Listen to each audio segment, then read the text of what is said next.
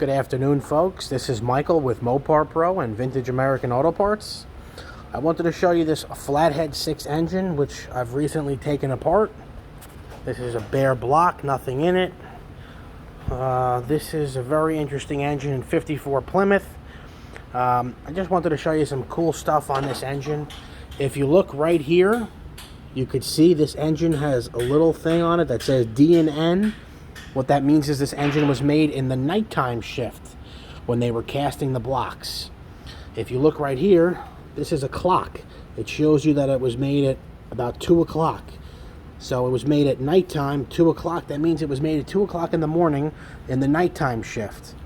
Don't hold me to it, but that's what I was led to believe. I'm pretty sure that's the case. They basically did that so they could figure out if they had a bad run in the engines, at what point the engine was built and where it came from, and if they had more, they would know a whole batch were bad. Now, what I'm doing in this video today is I wanted to show you, when you change your water distribution tube, the idea is that you should basically flush out the engine of all the debris and sediment. The right job is to take the freeze plugs out while you change the water distribution tube. These are the freeze plugs right here.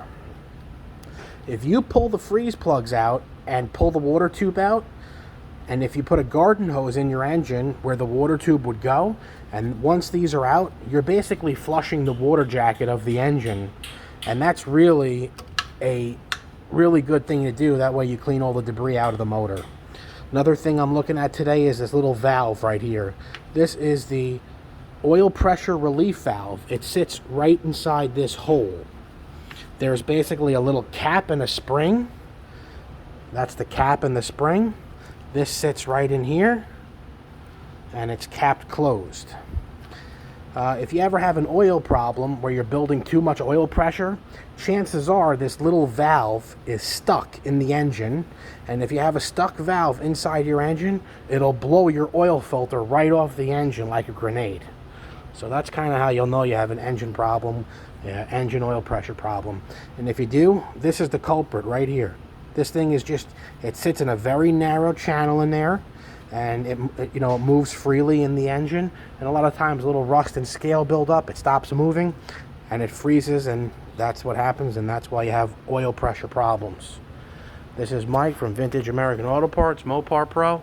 If you have any questions, give us a call. Thank you for watching. Have a good day.